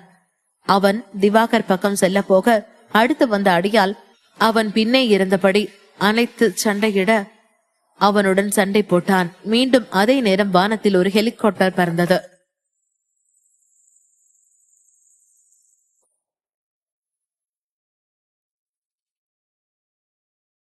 திவாகரை புரட்டி போட்ட சரவணா அவரை கீழே தள்ளி அவரின் முகத்திலே 4-5 முறை அதீத கோபத்துடன் குத்தி கொண்டிருந்தான். ஒட்டுமொத்த கோபத்தையும் திரட்டி அவரின் முகத்தை உடைத்திருந்தான் சரவணன் அவர் மீது அமர்ந்து அவரை குத்திக் கொண்டிருக்க, அவனை சுற்றி மற்ற அனைவருமே சண்டை போட்டுக் கொண்டிருந்தார்கள். ஆங்காங்கே சில சடலங்கள் இருக்க, அதனையெல்லாம் கடந்து ஜஸ்டின் கோபத்துடன் அங்கிருக்கும் ஆட்களை பந்தாடி கொண்டிருந்தான். விஐபி கட்டிடத்தில் கிருஷ்ணன் சக்திவேலை எட்டி உதைக்க, சக்திவேல் கிருஷ்ணனின் காலை பிடித்து இழுத்து அவரை தரையில் போட்டு அடி வெளுத்துக் கொண்டிருந்தார். சக்திவேலும் சரவணனும் சளைத்தவர்கள் இல்லை என்பது போல அவர்களின் எதிரிகளை புரட்டி எடுத்துக் கொண்டிருந்தார்கள். கிருஷ்ணன் கீழே விழுந்து கிடக்கும் பூஜாடியை எடுத்து சக்திவேலின் தலையிலேயே ஓங்கி அடித்தார். சக்திவேல் கொஞ்சம் கூட நகரவில்லை. கிருஷ்ணன் முகத்திலேயே ஓங்கி குத்தினார். என் குடும்பத்து மேலேயா கைய வைக்கிற? உன்னை நான் சும்மா விட மாட்டேன்டா. போன முறையே உன்னை ஏதாவது பண்ணி இருக்கணும். இப்ப என் மருமக மேலேயே நீ கை வைக்கிறியா? உன்ன கோவத்தில் கிருஷ்ணன் நெஞ்சிலை ஓங்கி குத்த வாயில் இருந்து ரத்தத்தை துப்பினார் கிருஷ்ணன். இருமையபடியே மிகவும் சிரமத்துடன் சக்திவேலை பார்த்தார். உன் மருமக உனக்கு கிடைக்கவே மாட்டா. என் மேலேயே கைய வச்சிட்டல. என் புள்ளதான் உன் மருமகளை கடத்தி வச்சிருக்கான். அவ பணம் தான் அவங்களுக்கு கிடைக்கும். உன் பையன் அவ மேல உயிரியே வச்சிருக்கானாமே. உயிரை எடுத்துக்கிற. கொஞ்சம் கூட வன்மம் குறையாமல் பழிவாங்கும் வெறியில் கூறினார் கிருஷ்ணன். சக்திவேலுக்கு இன்னும் ஆத்திரம் அதிகரித்தது. கோபத்தில் மீண்டும் மீண்டும் அவர் நெஞ்சிலேயே வேகமாய் குத்தினார். மற்றொரு பக்கம் ஜெஸ்ஸியை எலினாவும் ஜாயும் ஒரு வழி ஆக்கிவிட்டார்கள். இப்பொழுது ஜெஸ்ஸிக்கே அவளை அடையாளம் தெரியாத அளவிற்கு இருந்தது. ஜெஸ்ஸியால் இதற்கு மேலும் அவர்களிடம் அடி வாங்க முடியவில்லை. சோர்ந்து விட்டாள். ஜாய் ஜெஸ்ஸியின் 2 கைகளையும் பின்னே வளைத்து பிடித்திருக்க, எலினா அவளை அடித்து உதைத்துக் கொண்டிருந்தாள். கீழே தரையில் இருந்த திவாகர் சரவணனின் இடுப்பை சுற்றி கால்களை போட்டு அப்படியே அவனை தரையில் கிடத்தி அவன் முகத்திலேயே அடிக்க ஆரம்பித்தார். ஏன் கிட்டேயே உன் வேலையை காட்டுறியா? உன்னை கொன்னு போடாம விட மாட்டேன்டா. உனக்கும் அப்பனுக்கும் என் முன்னால நிக்கவே தகுதி இல்லை. செத்துப்போ. ஆக்ரோஷமாய் கூறியவர் சரவணன் முகத்திலேயே வேகமாய் குத்தினார். அந்த நேரம் வானில் இன்னொரு ஹெலிகாப்டர் பறந்து வர அனைவரின் கவனமும் அதில் இருந்தது. திவாகர் நிமிர்ந்து பார்க்க அந்த ஹெலிகாப்டர் பீனிக்ஸ் குடும்பத்தின் எம்பளம் பொறிக்கப்பட்டிருக்க அதனை கண்டு திமிராக சுரித்தார் திவாகர்.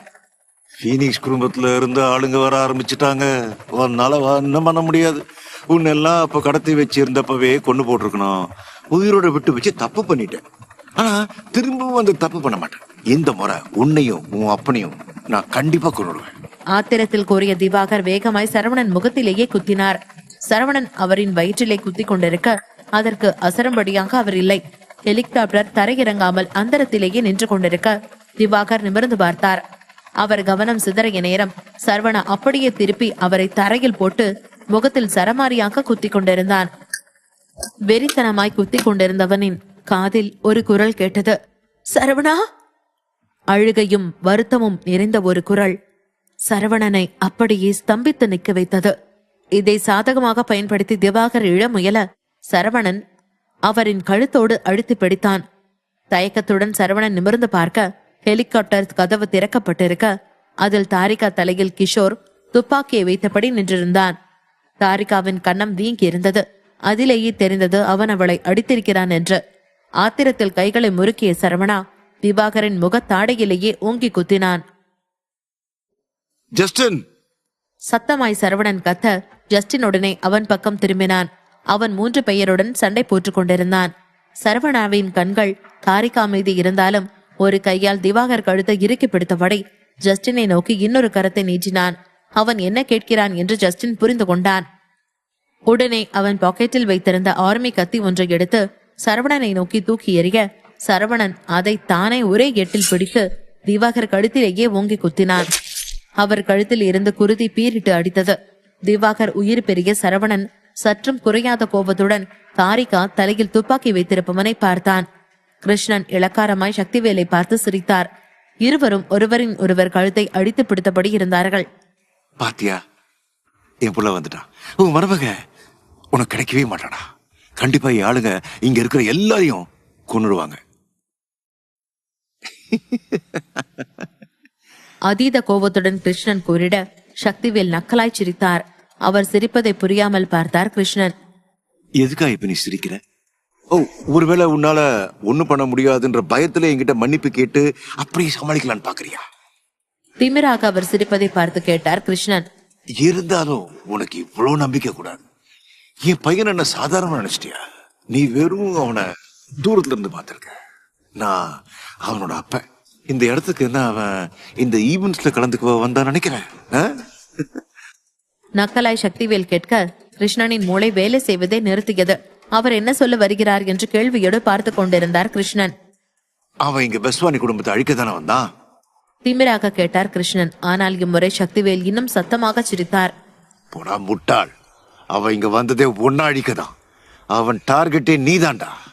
சக்திவேல் சத்தமாய் சிரிக்க கிருஷ்ணன் அதிர்ச்சியாய் அவரை பார்த்தார். அவரால் நம்பவே முடியவில்லை. என்ன சொல்ற நீ?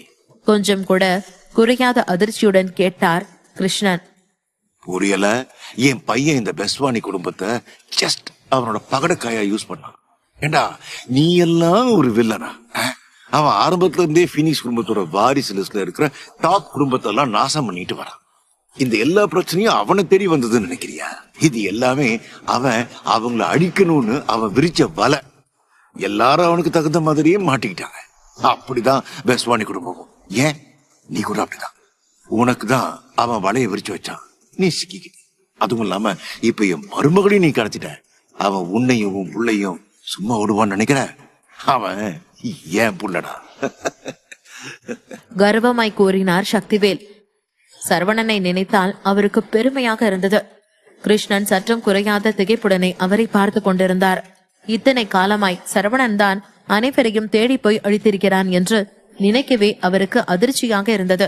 வெளியே இருந்து பார்ப்பவர்களுக்கு சரவணனிடம்தான் மற்றவர்கள் பிரச்சனை செய்ய அதற்கு அவன் முடிவு கட்டுவது போல இருக்கும். ஆனால் மெய்யாக சரவணன் டாப் லிஸ்டில் இருக்கும் அனைவரையும் அழித்து அவர்களின் இடத்தை பிடித்து இப்போது பீனிக்ஸ் குடும்பத்தையும் எடுத்துக்கொள்ள வலை விரித்திருக்கிறான். பெரும் அதிர்ச்சியில் மூழ்கினார் கிருஷ்ணன்.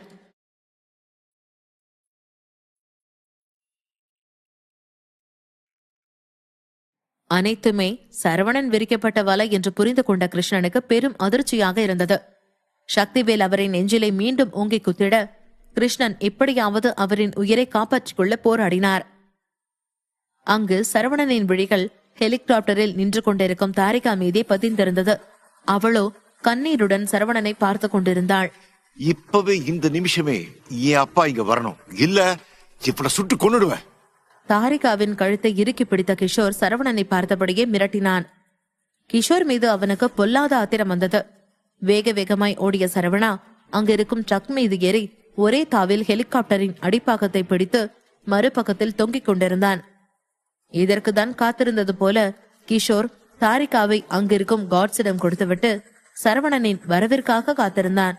ஊசலாடுவது போல சரவணன் ஒரே முறையில் ஹெலிகாப்டரின் உள்ளே நுழைந்திருந்தான். பரவாயில்ல, என் அப்பா சொன்ன அளவுக்கு தான் நீ இருக்க. ஏன்னா சாதாரண வாரிசா இருந்த உனக்கே இவ்வளவு திமிரு இருக்கும்போது பீனிக்ஸ் குடும்பத்தோட உண்மையான வாரிசா இருக்கிற எனக்கு எவ்வளவு இருக்கும். சும்மா சொல்லக்கூடாது, ஆளு செம்மையா இருக்கா. உன்னை போட்டு அவளை இங்கிருந்து தூக்கிட்டு போறேன்டா. சரவணன் கோவத்தை தூண்டிவிடும் எண்ணத்தோடு கிஷோர் அழுத்தமாய் கூறிட சரவணன் கோவத்தில் கைகளை முறுக்கினான். என்ன ஹீரோ சார் கோவம் வருதா? நீ ஒரு அடி எடுத்து வச்சாலும் என் ஆளுங்க தாரிகாவை கொண்டுடுவாங்க. நான் சொல்றது மட்டும் நீ கேட்கல, உனக்கு அவ பணம் கூட கிடைக்காத மாதிரி பண்ணிடுவேன். கோவத்தின் உச்சகட்டத்தில் இருந்த கிஷோர் கூறியதும் சரவணனை நெருங்கி அவன் முகத்திலேயே ஓங்கி குத்தினான். தாரிகா அதிர்ச்சியில் கண்களை அகல விரித்தாள். கிஷோர் தாரிகா பக்கம் திரும்பினான். இங்க அடிச்சா அங்க வலிக்குதான். அவ வாய் திறந்து கத்துனா யோசிக்காம அடிங்க. அவ கத்த கத்த இங்க இவனுக்கு அடி விடும். ஆக்ரோஷமாய் கூறிய கிஷோர் ஒரு கட்டையை எடுத்து சரவணனை அடிக்க ஓங்கினான். ஆனால் சரவணன் அதனை அழுத்தமாய் இறுக்கி பிடித்தான். கமான், எதிர்த்து சண்டை போடு. உண்மையான ஆம்பளை யாருன்னு அவளும் தெரிஞ்சுக்கிட்டோம். எனக்கு ஃபேர் கேம் ஆட தான் பிடிக்கும். கமான், ட்ரை பண்ணு. திமிராக கிஷோர் கூறிட சரவணா அந்த கட்டையை கிஷோரிடம் இருந்து வெடுக்கென்று பிடுங்கினான். கமான், அடிடா. நக்கலாக கிஷோர் கூற சரவணன் அந்த கட்டையை உடைத்து விட்டெறிந்து கிஷோரை அடிக்க போக கிஷோர் அவன் கையை வளைத்து பிடித்து அடி வயிற்றிலே குத்தினான். தாரிகா அழுது கொண்டே சத்தம் போடாமல் சரவணனை கண்டாள். சரவணனால் எதிர்த்து அடிக்க முடியாமல் இல்லை. கிஷோர் மீது பட்ட ஒரு அடி விழுந்தால் கூட அவனின் ஆட்கள் தாரிகாவை காயப்படுத்துவார்கள் என்று பல்லை கடித்துக் கொண்டு இருந்தான்.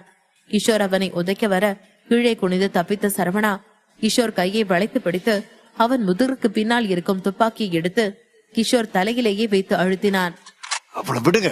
எவனாவது அவ பக்கத்துல போனீங்க இவன் தலை செதறும். சொல்றது கேட்கலையா உங்களுக்கு?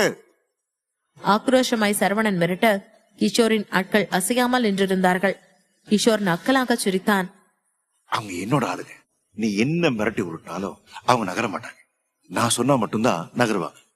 கிஷோர் சிரிக்க சரவணனுக்கு இன்னும் கோபம் அதிகரித்தது. கிஷோர் கையிலே அவன் சுட வலியில் அலறினான் கிஷோர். அப்படியிருந்தும் அவனின் ஆட்கள் தாரிகாவை விட்டு நகரவே இல்லை. 6 பேரும் தாரிகாவை சூழ்ந்திருந்தார்கள். கோபத்தில் சரவணன் காட்ஸை சுடுவதற்காக துப்பாக்கியை திருப்பிட அவர்கள் தாரிகாவை அவர்கள் முன்னே நிறுத்தினார்கள். துப்பாக்கி தன் பக்கம் இல்லாததை உணர்ந்த கிஷோர் உடனே சரவணனை கழுத்தோடு வளைத்து பிடித்தவன் அவனை அப்படியே கீழே புரட்டி போட்டான். சரவணா! சத்தமாக கத்தி சரவணனிடம் அவள் போக்க துடிக்க மலை மாடுகள் போல இருக்கும் காட்ஸ் அவளை இறுக்கமாய் பிடித்துக் கொண்டார்கள். மேலே நடப்பவற்றை பார்த்த ஜஸ்டின் வேக வேகமாய் அவனும் எகிரி குதித்து ஹெலிகாப்டரின் உள்ளே குதித்தான். ஜஸ்டின் வந்ததை பார்த்ததுமே கிஷோர் அவனின் ஆட்களுக்கு கண்ணை காட்ட அவர்கள் கொஞ்சம் கூட யோசிக்காமல் அங்கிருந்த தாரிகாவை கீழே தள்ளிவிட்டார்கள். சரவணா என்ற அலறலோடு விழுந்தாள் தாரிகா. சரவணனுக்கு உயிரை போனது போல் இருந்தது. வேக வேகமாய் வெளியில் குதிக்க சென்றவனை கிஷோர் வளைத்து பிடித்தான். தாரிகா! சத்தமான குரலில் சரவணன் அலறிட பொத்தென்று தரையில் விழுந்தாள் தாரிகா.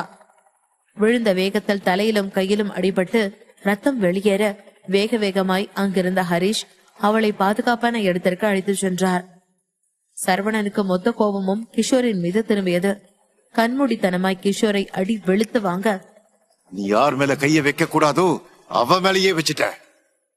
அழுத்தமாய் கண்கள் சிவக்க கூறிய சரவணா கிஷோரின் கையை உடைத்தான். வரியில் சத்தமாய் அலறினான் கிஷோர். 6 காட்ஸும் அங்கிருக்க ஜஸ்டின் அவர்களை அடித்து வெளுத்துக் கொண்டிருந்தான். இருவரும் சேர்ந்து அவர்கள் அனைவரையுமே அடித்து உதைத்துக் கொண்டிருந்தார்கள். சரவணன் ஆத்திரத்தில் கிஷோரின் தலையை 4-5 முறை ஹெலிகாப்டர் பக்கவாட்டில் வேகமாய் ஓட்டினான். அதில் ஹெலிகாப்டரை ஆட்டம் கண்டது. சக்திவேலிடம் இருந்து அடித்து பிடித்து தப்பி ஓடி வந்தார் கிருஷ்ணன்.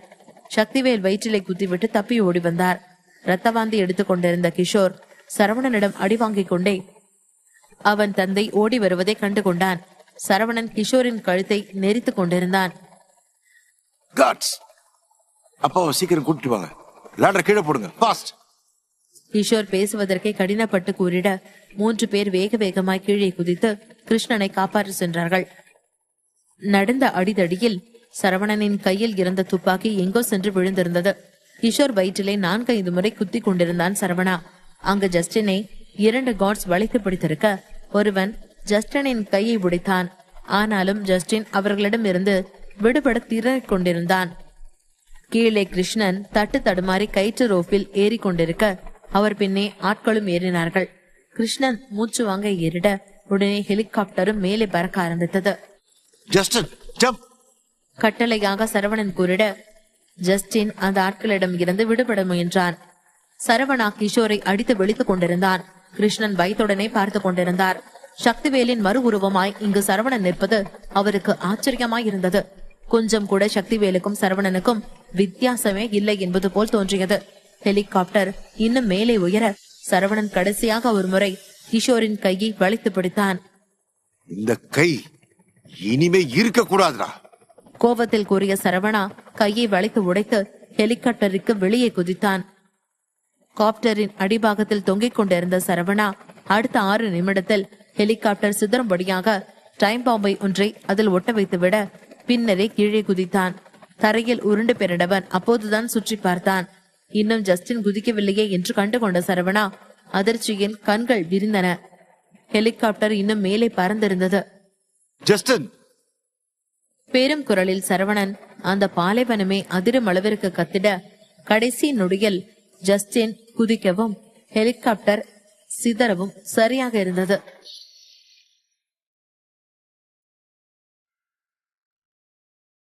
ஹோக்சியாவிலேயே மிகவும் புகழ்பெற்ற மருத்துவமனையின் ஒரு வார்டில் ஒரு பெண் மருத்துவர் அங்கிருந்த நோயாளியுடன் போராடி கொண்டிருந்தாள்.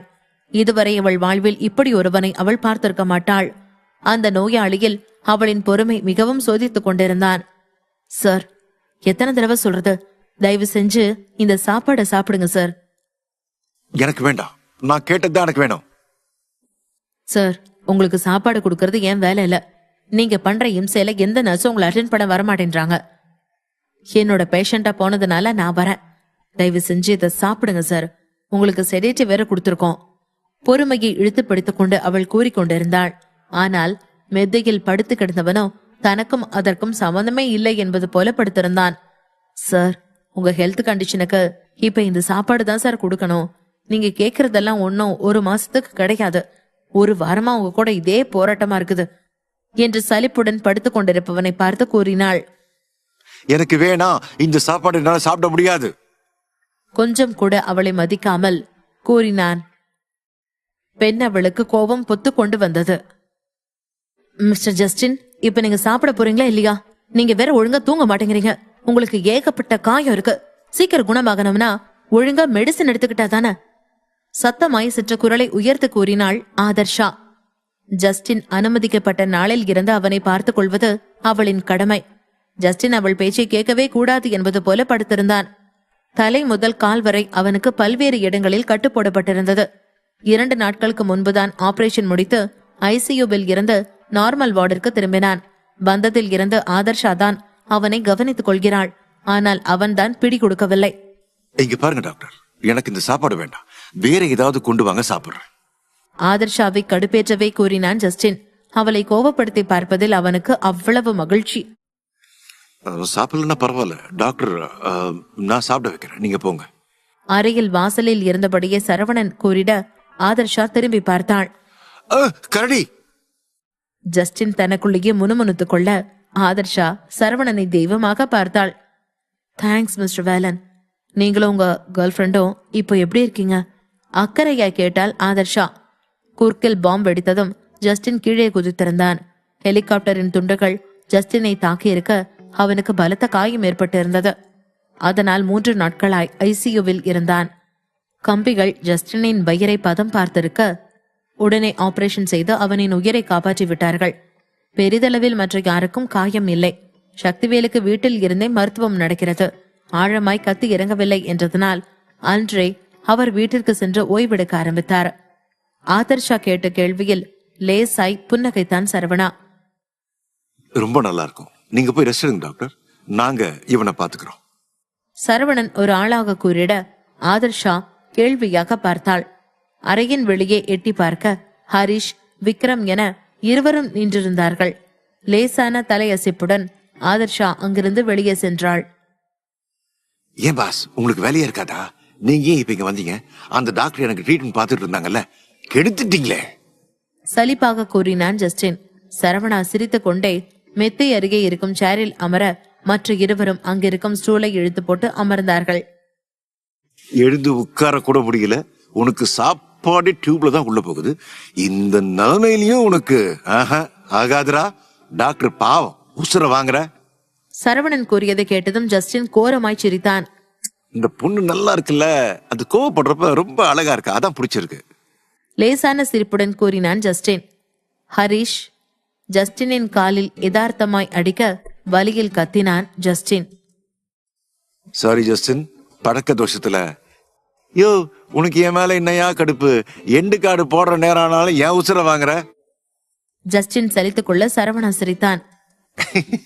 எவனோ ஒருத்தன் யாருக்கும் விடவே மாட்டான், சிங்கிள் சிங்கம்னு பீத்திக்கிட்டு இருந்தான். அந்த சிங்கத்தை பாத்தீங்களா? ஏன்னா இங்க நசுங்கி போன எலிதான் ஒண்ணு இருக்கு. ஜஸ்டினை பங்கமாய் கலாய்த்தான் சரவணா. ஹரிஷும் விக்ரமும் சத்தமாய் சிரித்தார்கள். ஜஸ்டினால் முகத்தை திருப்பிக் கொள்ள கூட முடியவில்லை. நான் தான் உன் அப்பாவை குதிக்க சொன்னல, அப்புறம் என்ன கிழிச்சுக்கிட்டு இருந்த? பாரு இப்ப எப்படி இருக்க. சரவணா, இதெல்லாம் எனக்கு ஒன்றும் புதுசு இல்ல, நான் சாவியே பல தடவை பார்த்துட்டு வந்திருக்கேன். இது எல்லாமே ஒன்றும் இல்ல, இந்த ஹாஸ்பிட்டல் நீங்களும் தான் இத ரொம்ப பெரிய விஷயமா பேசிட்டு இருக்கீங்க. ஜஸ்டின் சாதாரணமாய் கூறிவிட சரவணன் லேசாய் புன்னகைத்தான். தேங்க்ஸ், எனக்காக நீங்க எல்லாரும் என் கூட இருந்ததுக்கு, எனக்காக நீங்க வேலை பாக்குறவங்களையும் தாண்டியும் எனக்கு நல்ல ஃப்ரெண்ட்ஸ். சரவணன் கூறிட மூவரும் லேசாய் சிரித்தார்கள். பாஸ், எனக்கு ஒரு மாசம் லீவ் கொடுங்க. இந்த ஹாஸ்பிட்டல்ல இருந்து முழுசா குணமாக்கிட்டு நான் அப்புறமா வேலைக்கு வந்து சேர்றேன். ஆர்வமாய் ஜஸ்டின் கேலியுடன் கூறிட சரவணன் சிரித்தான். ஹாஸ்பிட்டல் பக்கமே தலை வச்சு படுக்காதவன் இப்ப எதுக்கு இங்கேயே சுத்துறான்னு புரியுது. பாவண்டா அந்த பொண்ணு. அப்போ நிஜமாவே அந்த பொண்ணு பிடிச்சிருக்கா? ஹரிஷ் ஆர்வமாய் கேட்க ஆமாம் என்றான் ஜஸ்டின்.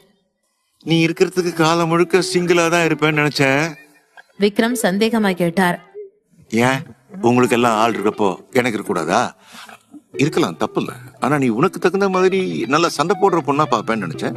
இப்படி அமைதியான சுரூபமா இருக்கிற பொண்ணு கிட்ட விடுவேன்னு நான் நினைக்கவே இல்லை. என்ன அது, அவன் அமைதியா? நீ அப்பப்ப வந்து போறதுனால உனக்கு அப்படி இருக்கு. கத்தியால குத்தி கொலை பண்ண வர மாதிரியே ஊசி போட வருவா. விளையாட்டாக ஜஸ்டின் கூற மூவரும் அவனுடன் சேர்ந்து சிரித்தார்கள். ஆமா பாஸ், அந்த ரெட் ட்ரெஸ் பொண்ணு யாருன்னு சொல்லவே இல்ல. உனக்கு எப்படி அவ்வளவு தெரியும்? ஜஸ்டின் சீரியஸாக கேட்க சரவணா லேசாக தோலை குறுக்கினான். ஒரு நாள் அவளே வந்து என்ன மீட் பண்ணா. அவ பெஸ்வானி ஃபேமிலியில ட்ரைனிங்ல இருந்த பொண்ணு, டாப் ஃபைட்டரா இருந்திருக்கா. குதிரன் அவ வாழ்க்கையை நாசம் பண்ண அவனை பழி வாங்கறதுக்காக அவ என்கிட்ட பேச வந்தா. நானும் சரின்னு விட்டேன். அதில் மூவரும் சம்மதமாய் தலையசைத்தார்கள். இடம் வேலன் வில்லா. சிவகுமாரும் ஜெயக்குமாரும் சக்திவேலை பார்ப்பதற்காக அங்கு வந்திருந்தார்கள். நலம் விசாரிப்பதற்கு பின்பு சிவகுமார் பேச நினைத்து வந்ததை பற்றி பேச ஆரம்பித்தனர். சக்திவேல், நிவேதிதாவுக்கும் சரவணனுக்கும் கல்யாண பேச்சு பேசி இருந்தோமே, உனக்கு நினைவு இருக்கா? சக்திவேல் ஆமாம் என்று கூறினார். அதே நேரம் அவனை பார்க்க வந்த தாரிகா அதனை விட்டு இதனை கேட்டு அப்படியே உறைந்து நின்றாள்.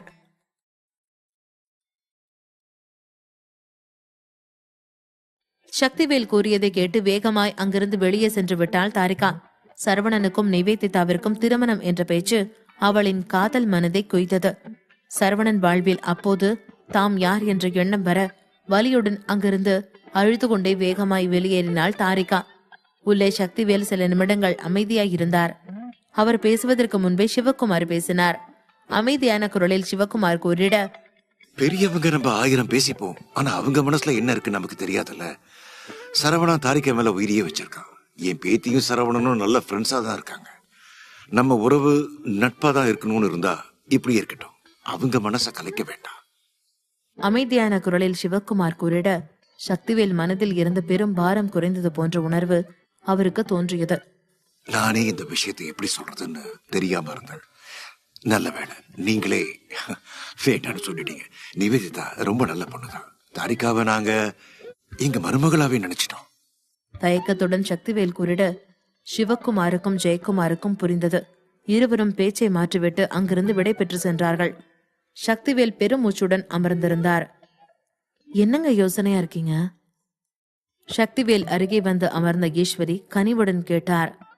தாரிகா பத்தி தான். எனக்கு தாரிகா கஷ்டப்படுறத பாக்குறப்ப நீ எப்படி அந்த வலி அனுபவிச்சேன்னு ஞாபகம் வருது. என்னானாலும் தாரிகா நம்ம பையனுக்காக இருக்கல்ல. ஈஸ்வரியின் கையை பிடித்துக் கொண்டு கேட்டார் சக்திவேல். ஆமா, காலேஜில் படிக்கிறப்பவே அவ நம்ம பையனுக்காக நின்னு இருக்கா. நம்ம பையனை மத்தவங்க தரக்குறைவா பேசி அசிங்கப்படுத்திருக்காங்க. ஏன் என்னையவே அவன் காலேஜ் போறப்ப கேவலமா பாப்பாங்க. ஆனா தாரிகா அப்படி இல்லைங்க. எந்த ஒரு பாகுபாடும் பார்க்காம நம்ம பையனுக்காக எனக்கு ஹெல்ப் பண்ண வந்தா. ரொம்ப நல்ல பொண்ணு. பழைய நினைவுகளை நினைவுபடுத்தியபடியே கூறினார் ஈஸ்வரி. பல பெண்கள் சரவணனின் வாழ்வில் வந்திருந்தாலும் தாரிகா போல யாரும் இல்லையே. எல்லாம் அவனிடம் பணம் இருக்கிறது என்று தெரிந்த பின் தானே வந்தார்கள். ஆனால் தாரிகா அப்படி இல்லையே. அவனிடம் யதார்த்தமாய் பழகி அவனை பிடித்து அவனுடனே இருக்கிறாள். அப்படிப்பட்டவளை யாருக்குதான் வேண்டாம் என்று கூற தோன்றும். எனக்கு நீ எப்படியோ அப்படிதான் அவனுக்கு தாரிகா. பாசமாக கூறிய சக்திவேல் ஈஸ்வரி தோளில் கையை போட்டுக் கொண்டார். கொஞ்ச நேரம் நான் வீட்டுல இருக்க கூடாது. உடனே 2 பேரும் உங்க பழைய கதையை பேசி லவ் பேர்ட்ஸ் மாதிரி சுத்துவீங்களே.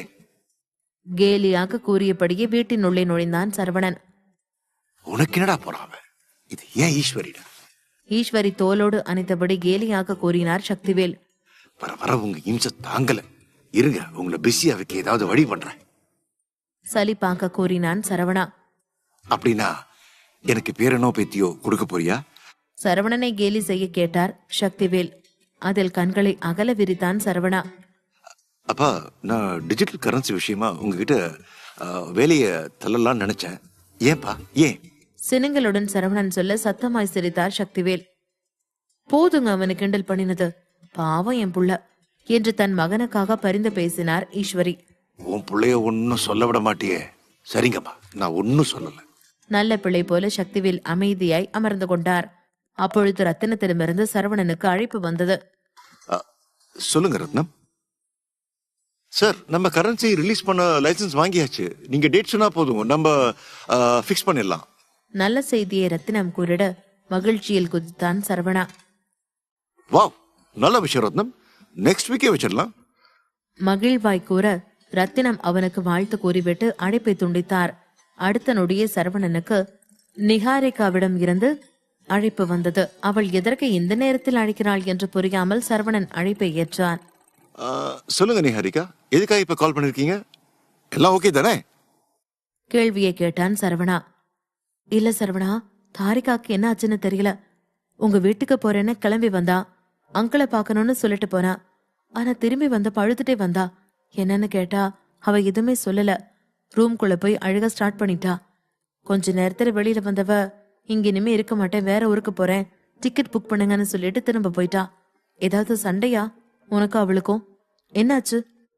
தாரிகா அழுது கொண்டே வீட்டிற்கு வந்ததை பார்த்த நிகாரிகா உடனே அவள் பின்னே ஓடி என்ன என்று விசாரிக்க சென்றாள். ஆனால் அழுத்து கொண்டே தாரிகா ஒன்றுமில்லை என கூறி அவளை அறையை விட்டே துரத்தி விட்டாள். அவளுக்கு என்ன ஆனது, என்ன பிரச்சனை என்று புரியாமல் நிகாரிகா சரவணனுக்கு அழைத்து விட்டாள். நீங்க கவலைப்படாதீங்க, நாங்க வரேன். உடனே கூறிய சரவணா அழைப்பை துண்டித்து அவனின் பெற்றவர்களை பார்த்தான். இங்க தாரிகா வந்தாளா? என்ன நடந்துச்சு? அவர்களை பார்த்து கேள்வியை கேட்க இருவருமே புரியாமல் பார்த்தார்கள். இல்லடா, வரல. வந்திருந்தா தனியாவா வீட்டுக்கு அனுப்பி இருப்பேன். சக்திவேல் அப்படி சொன்னதும் புரியாமல் பார்த்தான் சரவணா. அதற்கு மேல் ஒன்றும் கூறாமல் அங்கிருந்து வேகமாய் கிளம்பி அவன் காரில் தாரிகா வீட்டிற்கு சென்றான். சக்திவேல் புரியாமல் பார்க்க ஈஸ்வரி, உங்க மக உங்கள மாதிரிதான் என்பது போல் பார்த்துவிட்டு எழுந்தார். சரவணன் உள்ளே நுழைந்ததுமே நிகாரிகா அவனை தாரிகா அறைக்கு அழைத்து சென்றாள். தாரிகா, கதவு தர. என்னாச்சு? அமைதியாய் கேட்க தாரிகா எந்த பதிலும் கூறாமல் அறை கதவை திறந்தாள். உள்ளே நுழைந்த சரவணா தாரிகாவின் அழுத முகத்தை பார்த்து இன்னும் குழம்பினான். என்னாச்சு தாரிகா, ஏன் இப்படி பண்ற? எங்க போற நீ? உனக்கு என்ன? போ, நீதான் அந்த நிவேதிதாவை கல்யாணம் பண்ணிக்க போறல்ல, போ. என்ன இதுக்கு தேடி வந்த? லூசா நீ? என்னாச்சு உனக்கு? ஏன் இப்படி பேசுற? சரவணன் புரியாமல் கேட்க தாரிகா நடந்ததை கூறினாள். சரவணனுக்கு சிரிப்பதா இல்லை அழுவதா என்று இருந்தது. உண்மைதான். ஆனா முடிச்ச அன்னைக்குமே கேட்க கத்துக்க. உன்ன என்ன சும்மா பேச்சுக்கு மருமகன் சொல்லுவாங்களா? ஏன் தாரிகா, யோசிக்கவே மாட்டியா? லேசான சிரிப்புடன் சரவணன் கேட்க தாரிகா நாக்கை கடித்தாள். இதனை பற்றி தாம் யோசிக்கவே இல்லையே என்று நினைத்து மனதிலே தன் தலையிலேயே தட்டி கொண்டாள். சாரி சரவணா, நான் யோசிக்கவே இல்லை. எனக்கு ரொம்ப இன்செக்யூரா இருந்ததுனால இப்படி யோசிச்சுட்டா. பின்னால் திரும்பி அவனை பார்க்க முடியாமல் மன்னிப்பு கேட்டாள் தாரிகா. சரவணன் அவளை பின்னே இருந்து அணைத்து கொண்டு அவள் கழுத்தில் முகத்தை புதைக்க தாரிகாவின் உடல் உறைந்தது. அப்படியே அசையாமல் நின்றாள். சரவணா, என்ன பண்ற நீ? தாரிகா திணறிட சரவணன் அவள் கழுத்தில் குட்டி குட்டி முத்தங்களை பதித்தான். இன்செக்யூரா இருக்குன்னு சொன்னல, அத போக்குறேன். கிறக்கமான குரலில் கூறியபடி அவள் கழுத்தில் முத்தங்களை பதித்தான். கண்களை மூடிய தாரிகா கூச்சத்தில் நெளிந்தாள். தாரிகா, என் அப்பா ரொம்ப ஃப்ரீயா இருக்கானா, அவரை பிஸியாக்க நாம ஒண்ணு பண்ணுவோமா? மர்ம புன்னகையுடன் சரவணன் கேட்க அவனை கேள்வியாக பார்த்தாள் தாரிகா. அவர் பிஸியா வச்சுக்க பேரனோ பேத்திக்கோ வேணுமா? ரெடி பண்ணிடுவோம். கிறக்கமான குரலில் சரவணன் கேட்க தாரிகாவின் கன்னம் சிவந்து விட்டது. உடனே சரவணனை விட்டு தள்ளி வந்தாள். நீ நீ முதல்ல போ, நீ சரியில்ல. அவளது திணறலில் சிரித்தான் சரவணா. அப்பொழுது சரவணனின் போனில் ஒரு மெசேஜ் வந்தது. வாஷிங்டன் ஃபேமிலி என்று ரத்தினம் அனுப்பியிருக்க அடுத்த டார்கெட் அவர்கள்தான் என்று நினைத்து தாரிகாவை கட்டிக்கொண்டான். அவனின் வளர்ச்சியும் காதலும் தொடரும்.